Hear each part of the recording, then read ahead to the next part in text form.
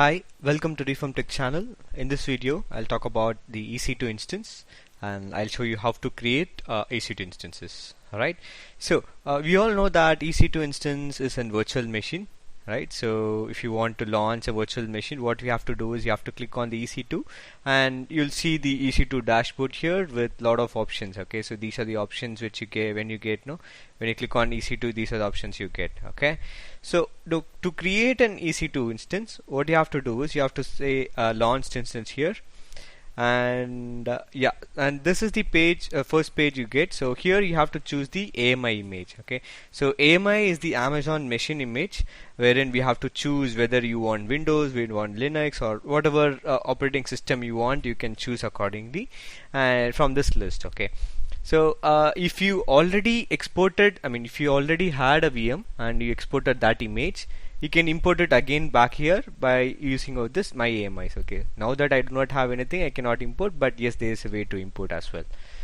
Alright, then you have the AWS marketplace, wherein you have customized images. You have to pay for this as well. So upfront, you have to pay something upfront, or sometimes it depends on the hourly basis also. So you can buy this software for paying this amount, and you can install it also. Alright, so it comes with the operating system. So if you buy this Juniper networks, it installs all the firewalls in this Juniper thing with the operating system. Okay. Alright, so now let's go and let's say quick start, and I'll start with the Amazon Linux. So I'll say select. So once I select this, you have a place where you have to choose an instance type. So instance type, it is the number of CPUs and number of memory that you need for your instance. Okay, so this has lot of instance types. You have T, you have C, you have M. There are a lot of categories in instance type. So if you want to know more about each instance type, just refer AWS documents, and you can just deep dive in. If you want a T2.micro, you can just deep dive in about this and know for which purpose it is used. Alright. So for now, my requirement, I'm going to use the T2.micro, which is a free tier. So if you're also just want to explore anything, then you can use this free tier eligible. Okay. Alright, so I click on this T2.micro. I say configure instance security details. So in this page, you have an option to choose how many instances you want. So at a shot, you can create multiple instances also. Or you can create single instance. Okay, now I'll create one instance, and you have this auto scaling. I'll talk about this auto scaling in upcoming videos.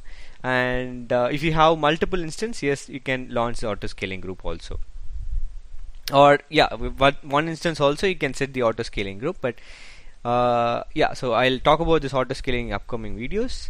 And then you have the network. So network, I'm going to choose the Reform Tech, which we have created in the last session. Alright, so and now I'm going to create my task. Now what I'm going to do is I'm going to create two EC2 instances. So one I'm going to launch in the public subnet, and the other one I'm going to launch in the private subnet. And I cannot connect directly from my laptop to the private network, right? So it will have only the private IP.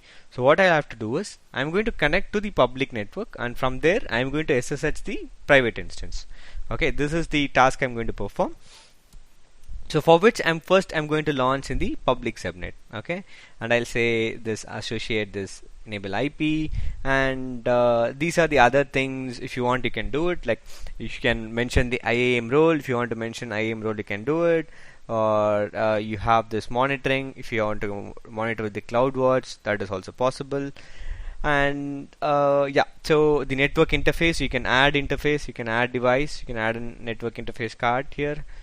And you have this additional details wherein you have these things. Okay, so user data is the place where you can add a script. Okay, say for example you want an instance. Okay, now that you're creating an instance, you want that instance to be pre-configured with Java and Python. Okay, so I can write a small script here with the bash script, or it's a shell script to the Linux.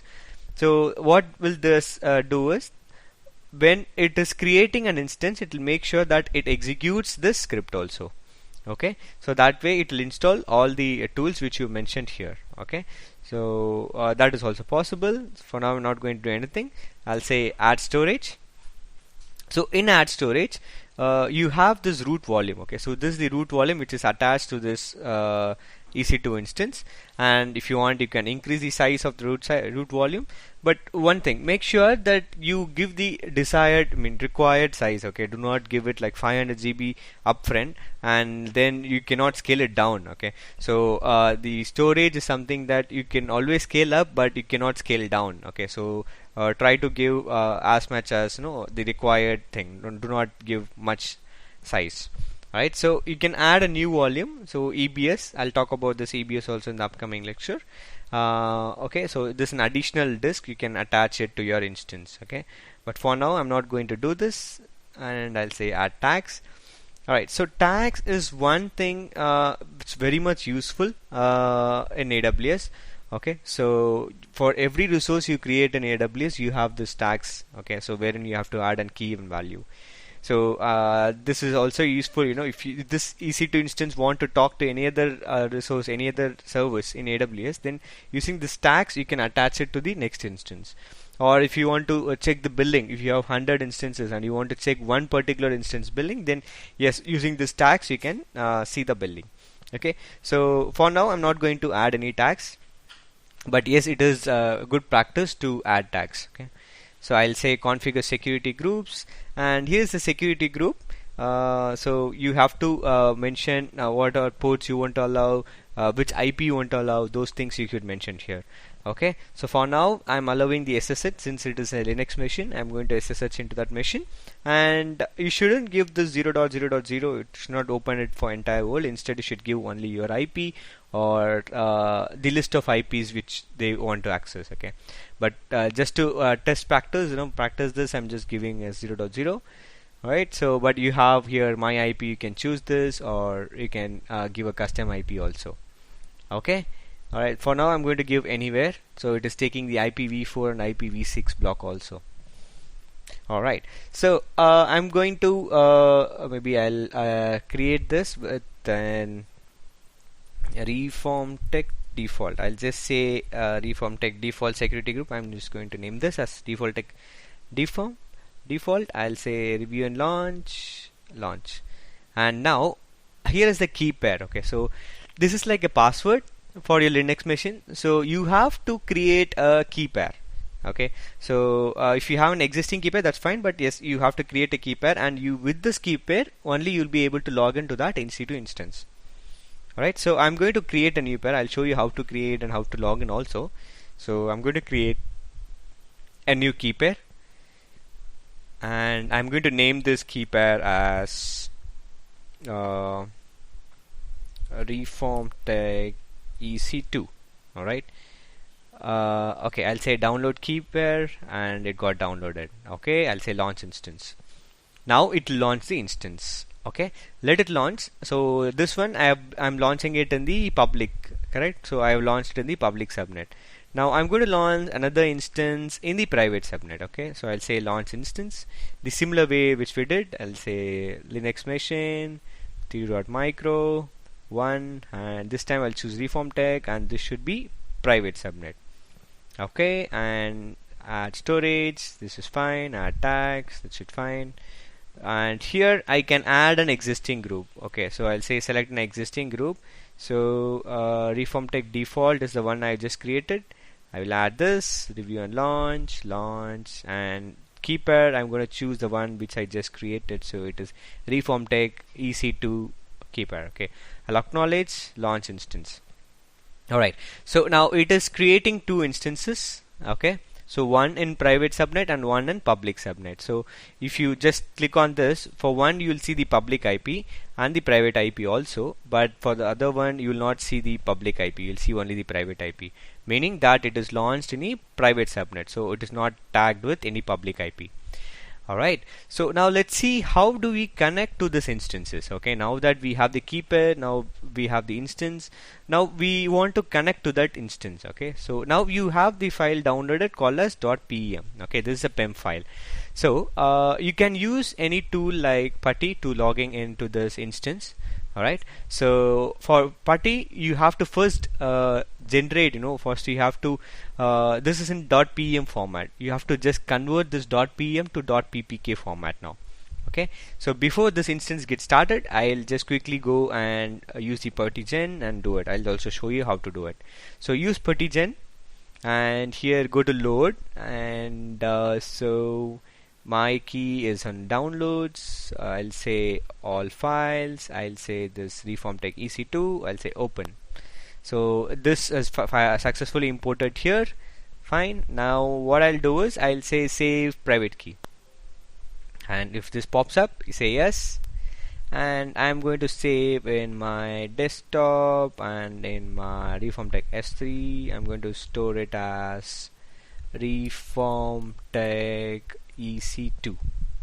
Alright, all good. Save. Yep, it's done. Alright, so I have the .ppk file now. Now I'll show you why I did this. Okay, I'll just check whether the instance up. Yeah, the public instance is up. So let's first connect to the public instance. So for which I'm going to use the putty tool. So I'll open this putty, and here I'm going to first give the key which we just created. So SSH in auth, just go to browse and just choose the one which you just created. This is the one. Yeah. Alright, so now the next step, you can go to the session and just paste the IP address. Paste the IP address, just copy it here with the clipboard, paste it here, and you're doing with the port is 22, right? So that's good. Alright, so I'm going to save the session. So EC2, I'm going to save this as EC2, and I'll say save. Yep, it's saved. Alright, so I'll say open.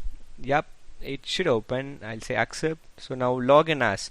So for Linux machine, the default login is EC2-user. So if you hit this, here you go. So you'd be able to log into this machine. All good. Alright, so from this machine has internet access. So if I say ping google.com, yep, I'm able to ping it.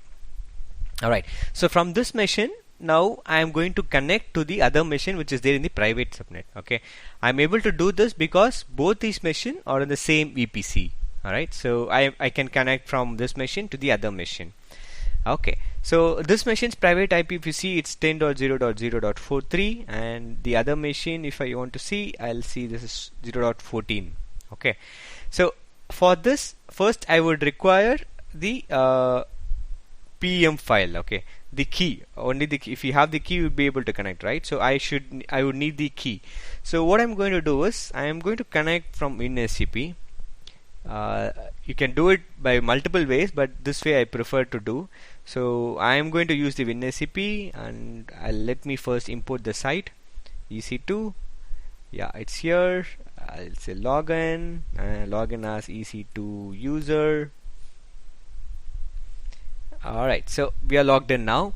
Now I have to copy this file. Where is my file? It should be reform tech EC2. I think it's in downloads. Okay, let me go to downloads. Downloads, I'll copy this and I'll okay. Alright, so now you should have seen this file. Yeah, this file is here. I just copied this to this path. Okay, now I'm just dragging and dropping this file here. Okay, all good. So I'll minimize this. Now if you do ls, yeah, I see a file here. Okay, so from now when you want to connect from here to another machine, you have a command which should be executed. Okay, you should execute that command, and only then you'll be able to connect to that other EC2 machine. Okay, so for which I'll say SSH -i the key name, that is the reform tech EC2, right? And the username, that is EC2-user at the private IP address. Just now we saw that it was 14, right? So I just say 14. Okay, if I hit on enter and I say yes, yeah, probably you will receive this error because the permission for that key says bad permission. Alright, so let's change the permission. Let me clear the screen. I'll say chmod 400 and I'll say reform tick. Alright, so this is done. Now let me go and execute this. Here you go. Now you see that you have logged in to this machine that's 10.0.0.14. Okay, you were in this machine first. Okay, now I SSH'd into the other machine. Okay, so this is there in the private network, but though it is there in the private network, it can access the internet, meaning that you cannot connect to this instance externally, but from this instance you can connect to internet. Let me see how can we do that. I'll say ping google.com. Yeah, I'm able to ping it. See, you see the request. Okay, so this was possible because as we have seen in the previous video, we have attached the NAT gateways, right? So I have attached the NAT gateway to this private subnet. So that is the reason why I am able to connect to the internet from inside this machine. Okay, though this is a private machine, I have internet access to this machine. Alright, so yeah, so this is an EC2, and this is how you create instance, and I have created two instances, two subnets, and this is how you SSH into the machines. Alright, so yeah, thanks for watching this video, and see you in the next video.